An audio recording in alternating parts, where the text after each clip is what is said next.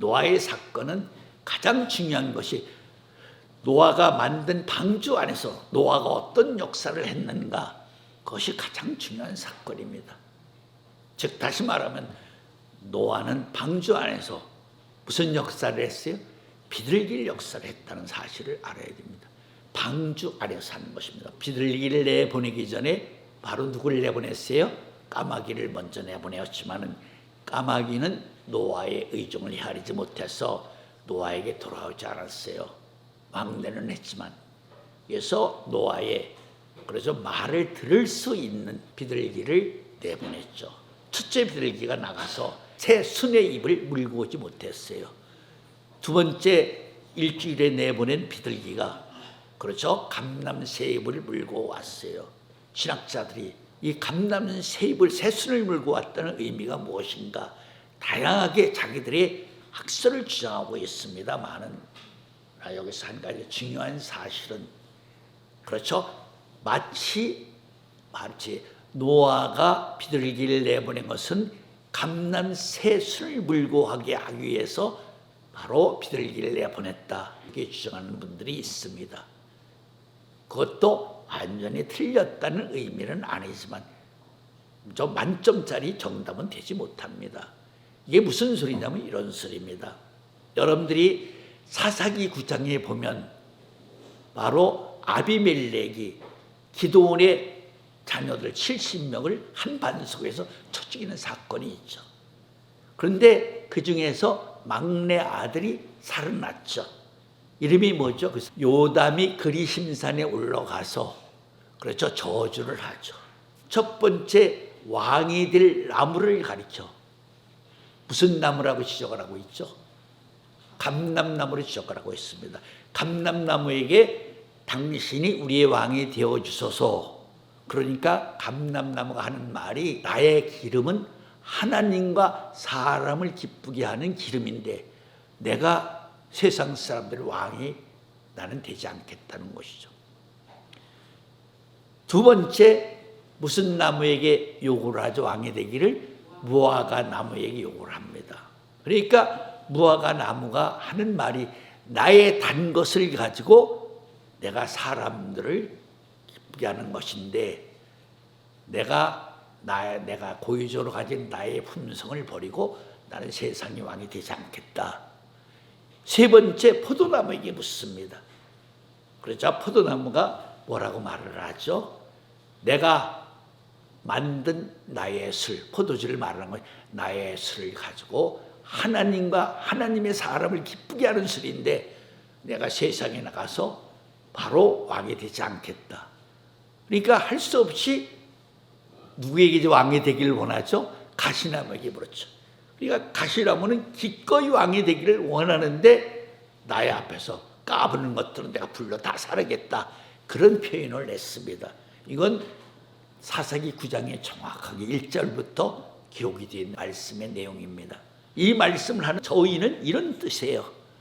바로 비둘기를 내보낸 것은 꼭 처음부터 노아가 감람새순을 물고 오라고 내보낸 것은 아니라는 거죠.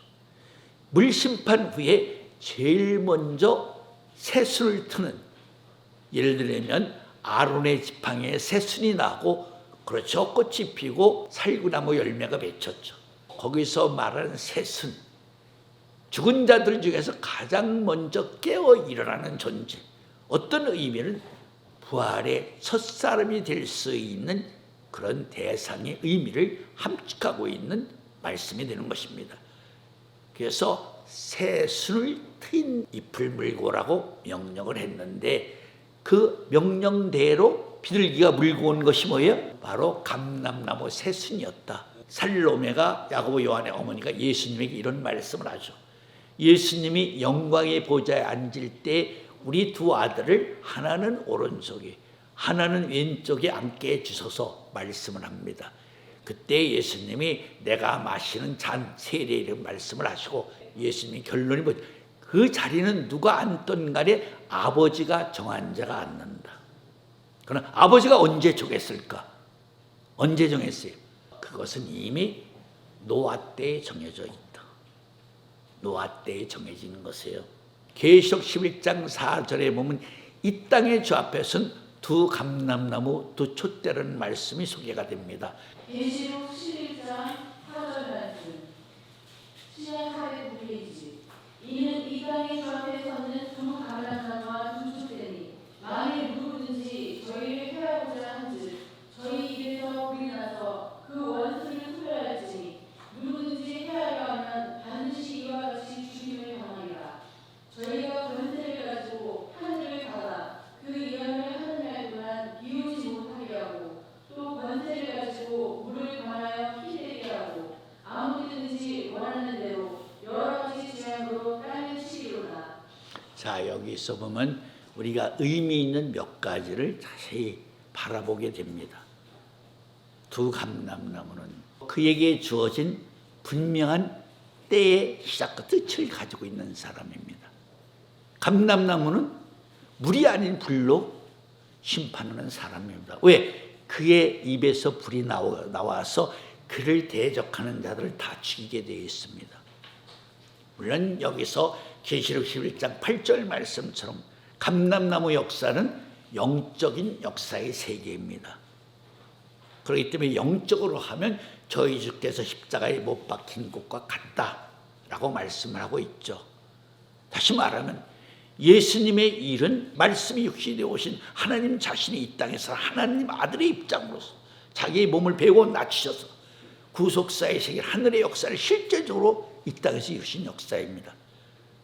그러나 그 역사는 그렇죠, 영적인 역사, 빛의 역사이기 때문에 빛이 어둠의 빛이 되 어둠이 깨닫지 못하더라 하는 어둠의 존재들의 입장으로는 그것이 하늘의 역사인지 모릅니다. 어떤 떨같이 같은 인간이 하나 나타나서 그렇죠, 쓸데없는 소리를 하고 세상을 잠시 동안 어지럽혔다 사라진 존재라고 이렇게 말할 수밖에 없는 그런 대상이 됐죠. 그러나 실존적으로 말하면 이 땅에서 인자 역사로 이루어지고 있는 참 하늘의 역사라는 사실을 말하고 있는 것입니다. 이 땅에 접한 두 감람나무 역사도 그런 역사입니다. 실제로 이 땅에서 이루어졌지만은 이 땅에 있는 사람들이 그것을 그저 도무지 알 수 없는 그런 역사라는 것을 말하고 있는 것입니다. 그렇기 때문에 심지어는 계시록 11장 내용에 이런 말씀이 있습니다. 그를 죽인 하나님의 종들이 예수님 때처럼 그 인간 쓸데없는 소리 해가지고 우리 마음을 거스리게 하고 불쾌하게 하더니만 그거 잘 뒤졌네. 예를 들어 말하면 그렇죠, 하나님의 종들이 그렇게 그렇죠 안심의 소리를 하면서 서로 선물을 주고받는 말씀이 예수님 때처럼 기록이 되어 있습니다. 계시록 11장 10절 말씀. 이 두 선지자가 땅에 거하는 자들을 괴롭게 하므로 땅에 거하는 자들이 저희의 죽음을 즐거워하고 기뻐하여 서로 예물을 보내리라 하더라. 예수님은 죄인을 구원하러 오셨기 때문에 예수님이 하나님의 아들로 오심을 믿고 예수님의 말씀이 하나님의 참 말씀이라고 믿는 사람들은 누구나 다 구원을 받을 수 있었습니다. 그리고 예수님은 죄인을 구원하러 오셨기 때문에 죄인이 있는 곳은 어느 곳이든지 다 찾아가셨습니다. 그래서 예수님을 영접하는 사람 다 구원을 받았습니다. 그러나 마지막 재림의 때에는 예수님의 십자가 사역을 통해 이 땅에 흘리신 보혈의 능력에 의하여 제약된 이 땅에서 살아남아 있는 자기를 바라는 자, 의인들을 구원하러 오신 분이십니다. 죄인을 구원하러 오신 분이 아닙니다. 그래서 분명히 히브리 9장 28절에도 죄와 상관없이 자기를 바라는 자들이 두 번째 오셨다. 죄인을 구원하러 오신 분이 아닙니다. 재림주는 제약된 이 땅에 보혈의 능력으로 살아남아 있는 의인들을 구원하러 오신 분이십니다. 그렇기 때문에 다니엘 12장 5절에 보면 우리가 언제까지 기다려야 됩니까? 하는 호소에 한때 두때 반때까지 성도의 권세가 다 깨어져야 이 일이 끝나리라. 여기서 성도의 권세가 누군지를 알아야 됩니다. 성별된 성도 중에 성도가 아닌 일반 성도들은 재림조와는 아무 상관이 없는 사람들입니다. 그렇기 때문에 베드로전서 4장 17절 말씀에 보면 마지막 때는 의인이 겨우 구원을 받는다라는 말씀이 있습니다. 베드로전서 4장 17절 말씀, 신약 381페이지. 하나님 집에서 심판을 시작할 때가 되었나니 만일 우리에게 먼저 하면 하나님의 복음을 순종치 아니하는 자들이 그 마지막에 어떠하며 또 의인이 겨우 구원을 얻으면 경건치 아니한 자와 죄인이 어디서리요. 그렇습니다. 에스겔 14장에 보면 하나님이 4가지 심판에 두고 심판하는 내용이 기록되어 있습니다. 그런데 그때 노아, 다니엘, 욥 3사람의 의인이 이런 말씀을 하죠. 우리 의인 3사람의 입장, 면을 살펴주시사 우리가 지정하는 한 사람을 구원해 주시면 안 되겠습니까? 4번을 여쭙는데 하나님이 4번을 다 안 돼. 노라고 대답을 하셨습니다. 너희들은 너희들의 믿음으로 구원에 이르지만 다른 사람은 절대 안 돼. 이것은 바로 첫째 부활의 심판에서 하시는 말씀입니다. 첫째 부활은 의인의 부활입니다. 여러분들이 알다시피 요한복음 5장 29절에 보면 생명의 부활과 심판의 부활은 말씀이 나옵니다. 그리고 계시록 20장 4절, 6절에 보면 첫째 부활, 의인의 부활이 된 말씀이 나옵니다. 마지막 재림의 때는 첫째 부활, 의인의 부활이 이루어지는 때입니다. 의인의 부활이 이루어지고 1000년 후에야 생명의 부활과 심판의 부활이 이루어지게 되어 있는 것입니다. 여기서 1000년 왕국이라는 말씀은 아까 마지막 인자의 역사 노아 때 이루어지는 바로 1000년 왕국, 전시대, 전노아 시대에 사람이 나무산같이 살던 시대는 바로 하나님이 흙사람 코에 생기를 불어서 생명이 된 아담을 통해서 이루시고자 하는 역사의 세계가 거짓말이 아니라 참 세계라는 것을 보여주시는 노아 때였습니다. 그것을 이루시는 노아 때가 아닙니다. 보여주신 노아 때였습니다. 그래서 아까 제가 이런 말씀도 해드렸습니다. 모세에게 죽기 전에, 그렇죠, 피스가산에서 적과 꿀이 온 가나안 땅을 은혜로 하나님이 다 보여주시고 나서 모세를 죽게 했습니다. 그와 같은 맥락입니다. 그러나 마지막 때 노아 때는 진실로 1000년 왕국을 이 땅에서 이루는 때입니다. 첫째 부활로서 살전 4장 16, 17절에 부활과 변화의 두 도맥이 소개가 되어 있습니다. 부활이 먼저죠. 그리고 부활 위에 남아있는 살아있는 자 중에서 변화를 받아서, 그렇죠, 공중으로 끌어올림을 받아서 공중 재림의 영광을 설명하고 있습니다. 살전 4장 16절부터 읽으시기 바랍니다. 데살로니가전서 4장 16절 말씀, 신약 331페이지. 주께서 호령과 천사장의 소리와 하나님의 나팔로 신이 하늘로 쫓아 강림하시니 그리스도 안에서 죽은 자들이 먼저 일어나고 그 후에 우리 살아남은 자도 저희와 함께 구름 속으로 끌어올려 공중에서 주를 영접하게 하시니 그리하여 우리가 항상 주와 함께 있으리라. 그렇습니다. 둘째 화 안에서 마지막 끝에 이런 역사가 이루어지게 되어 있습니다. 둘째 화 끝에 안에서. 셋째 화는 바로 예수님 말씀하신 창세 이후 전무한 환난입니다. 여기서 예수님이 창세 이후 전무한 환난이라고 하신 그 환난의 세계는 세상사 속에 소속되어 있는 전쟁과 환난이 아닙니다.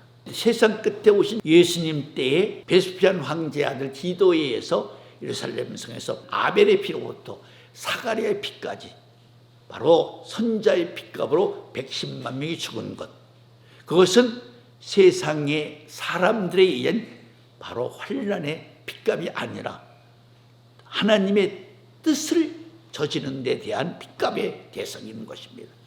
또 히틀러에 의해서 600만 명이 죽은, 물론 그것도 2차 대전을 중심으로 하는 내용의 세계지만 그 중에서 히틀러에 의해서 600만 명이 유대인이 죽은 그 부분은 바로 전쟁사 속에서 들어있는 하늘의 전쟁으로 이루어진 역사의 바로 필연적인 대상이 되는 것이다 하는 것을 알아야 됩니다. 셋째 화는 이 땅에 무서운 전쟁이 옵니다. 엄청난 사람이 죽습니다, 여러분들. 설명하기가 그쪽이 편해서 정감록에 들어있는 말씀을 인용한 적이 있습니다. 정감록에 보면 십승지라는 말이 있습니다. 십승지라는 말은 무서운 환난 속에 사람이 도망가 숨어서 살 수 있는 바로 피난처를 말하는 것입니다. 심산유곡으로 말하면 북한이 더 많은데 북한 땅에는 십승지가 하나도 없다는 것이죠.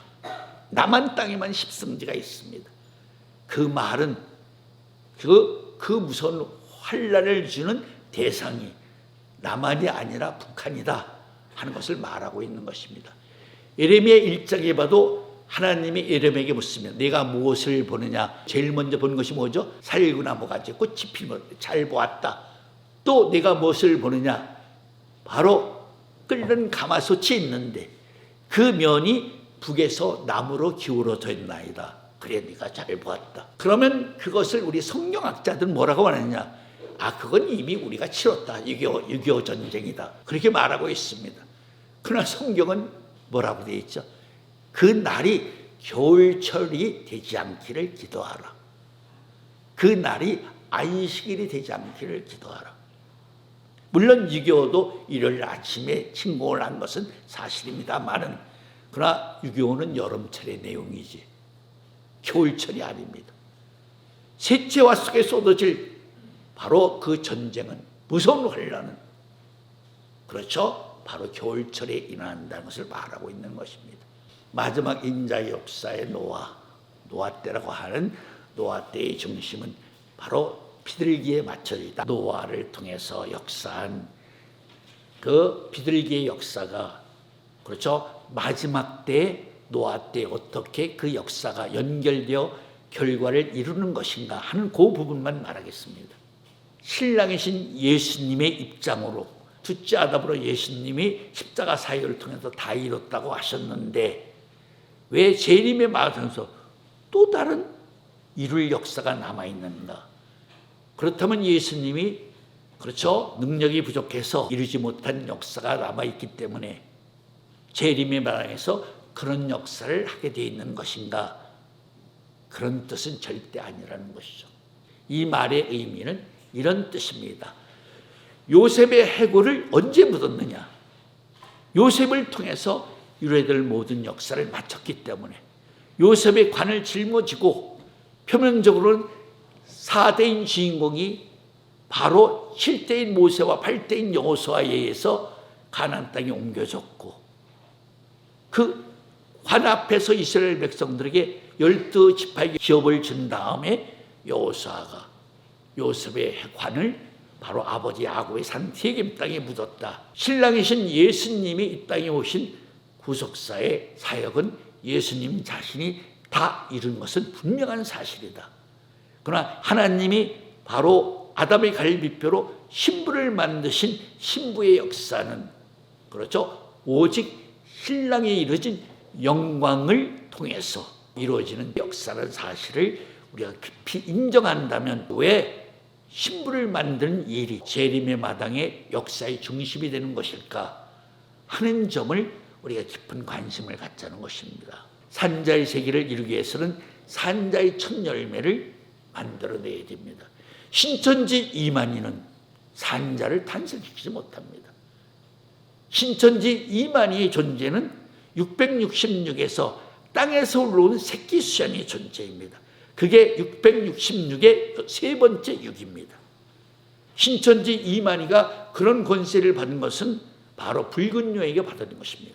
예수님도 시험을 받을 때 순식간에 천상천하 영광을 보여주면서 내가 내게 절하면 이 영광을 내게 넘겨주리라. 예수님이 절할 수가 있습니까? 그러나 마지막 때 신천지 이만희는 붉은 용의 미끼를 문 수양이다. 여기서 수양이라는 말은 무슨 뜻이에요? 염소가 아니고 수양이라는 말은 바로 성도 중에 한 사람이라는 것이죠. 양은, 그렇죠, 성도를 가리키는 것입니다. 그러니까 마귀가 저 예수님을 유혹할 때 유혹했던 똑같은 방법으로 마지막 때를 위해서, 천국이 이루어질 제밭의 역사를 위해서 마귀가 그렇게 유혹한 자 중에 걸려든 자가 바로 신천지 이만이라고 말할 수 있다는 것입니다.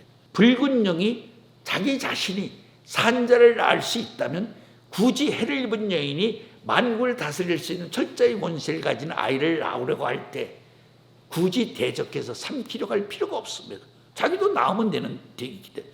그 말의 의미는 붉은 영은 절대 만국을 다스릴 수 있는 철저히 권세를 가진 아이를 낳지 못한다는 것입니다. 낳을 수 없는 존재입니다. 왜냐하면 바로 부활의 영광은 오직 하나님 아버지 자신의 영광이기 때문에, 그렇기 때문에 붉은 영은 이 땅에 인자로 오지 못하는 것입니다. 붉은 영이 이 땅에 인자로 오면 자기도 산자가 되기 위해서는 로마서 1장 3절 4절 말씀처럼 부활의 능력으로 사망의 권세를 이기고 살아나야 영육간의 부활을 해야 산자가 되는 것입니다. 스스로 부활하지 못합니다. 붉은 영은 오직 하나님 자신만이 스스로 부활할 수 있는 해를 가지고 계신 분입니다. 아버지의 영광을 가지고 계신 분입니다. 그렇기 때문에 붉은 영은 이 땅에 인자로 오지 못하고 천사의 길을 통해서 오고 가는, 그렇죠, 신령한 능력을 가진 천사로 나타나고 있기 때문에 그를 가리켜서 붉은 영이라고 하는 것입니다. 계시록 11장 12장만 자세히 읽어봐도 붉은 영이 그저 하늘에 있다가 이 땅에 내려오고 또 이 땅에 있던 붉은 영이 하늘로 올라가는 그런 붉은 영의 역사의 영역의 세계를 바라보게 됩니다. 그것만 봐도 붉은 영 여인의 후손으로 이 땅에 온 존재가 아닙니다. 그렇기 때문에 붉은 영은 이 땅에서 그들이 역사할 때 자기들의 사자를 통해서 역사하게끔 되어 있습니다. 말씀이나 어둠의 권세나 다, 그렇죠, 인자를 통해서 역사하게 되어 있다는 창조 원리의 비전을 우리가 분명히 알아야 됩니다. 해를 입은 여인은 분명히 이 땅에서 아까 말한 예수님이 흘리셨던 그 피와 물과 성령의 하나가 된 해를 입으신 분이십니다. 그렇기 때문에 그분은 스스로 부활하실 수 있는 부활의 능력을 가지고 있기 때문에 그분은 인간적으로 볼 때 세상을 잠이 들으셨지만은 성경은 그분을 가리켜 죽은 자라고 말하지 않습니다. 해를 입은 여인으로서 독수리의 두 날개를 받아서 광야로 날아가셔 한때 두때 반때를 양육받고 있는 분이라고 말씀하고 있다는 것을 알아야 됩니다. 그러나 그분이 낳는 아이, 만국을 다스릴 수 있는 철저히 권세를 가진 아이인 이 땅에 접해 두 감람나무는 큰 성길의 시체라고 표현이 되어 있습니다. 그 사람은 죽어 있습니다. 시체이기 때문에 산자가 아닙니다. 그러나 3일 반이 지남에 하나님께로부터 생기가 그의 안에 그에 들어가매 그가 두 발로 일었음에 구경꾼들도 보고 놀라더라. 그때 하늘로부터 일리에 울러나는 음성을 듣고 그가 하늘로 올라가매 그를 죽인 찌른 원수들도 보게 되더라. 그때 큰 성이 10분의 1이 깨어지고, 그렇죠, 7,000명이 죽고 남은 자들 두려워 하나님의 영광을 찬양하더라. 제가 계시록 11장 11절부터 그냥 조금은 서투르게 읽어드리는 것입니다. 그런 역사가 실제로 이 땅에서 이루어지고 있는 것입니다. 그런 역사가 이루어지는 때가 마지막 인자의 역사를 노아 때라고 말하고 있는 것입니다. 그 사람이 죽었다가 3일 반 만에 살아나서 계시록 12장은 하늘 보좌로 올라갔더라. 예수님 이후로 피조물 중에서 유일하게 이 땅에 접한 두 감람나무만이 하나님 앞과 보좌 앞으로 올라가는 사람입니다. 최초로. 그래서 그가 올라가서 계시록 12장 7절 말씀처럼 그가 대군 미가이라는 권세를 가지고, 그렇죠, 하늘의 전쟁을 통해서 붉은 용과 사자들과 싸워 이깁니다. 그래서 붉은 용과 사자들과 싸워 이겨서 그들을 영원히 두 번 다시 하늘에 발붙지 못하도록 이 땅에 내어 쫓겨옵니다. 그리고 그가 하늘을 하나님이 보시기에 좋았다라는 창조 본연의 세계, 궁창의 세계를 회복합니다. 그리고 이 땅에 다시 내려옵니다. 내려오는 모습을 계시록 21장에서는 사도 요한에게 내가 어린 양의 신부 아내를 내게 보여주리라. 보여준 아내가 어떻게 생겼죠? 바로 하늘에서 내려온 거룩한 성 예루살렘이라고 표현을 하고 있습니다. 왜 아내를 보여주겠다고 하고 거룩한 하늘에서 내려온 거룩한 새 예루살렘 성을 보여준 것일까? 그 안에는 신부가 있다는 거죠. 신부가 있는 거룩한 새 예루살렘 성의 그 신성 조직이 이 땅에서 바로 이루어질 것을 보여주기 위한 예언적인 말씀이고 성취될 말씀이라는 것을 알아야 되는 것입니다. 그런 역사가 둘째 화 안에서 공중을 나르는 큰 독수리가 화라고 3번 외친 그 독수리에 의해서 이 땅에서 첫째 화가 이루어지고 있고 둘째 화가 이루어지고 있다. 그리고 셋째 화도 이루어지고 나면 그 외에 세 천사가 또 복음을 전하게 되어 있습니다. 그 복음을 가리켜 계시록 14장에서는 영원한 복음이라고 말하는 것입니다. 여러분들 제가 이렇게 말씀하면 무슨 상징적으로 그냥 수상적으로 말하고 있는 것이 아닙니다. 저 외람되지만 저는 그 세계를 여러분들에게 사실 그대로 진실 그대로 본 그대로 진 말씀 그대로 여러분들에게 그대로 전하고자 지금 애를 쓰고 있는 것입니다. 이 땅에서 그런 역사 첫째 화가 이루어져 있고 둘째 화가 지금 끝을 향해서 치닫고 있다 라고 말하고 있는 것입니다.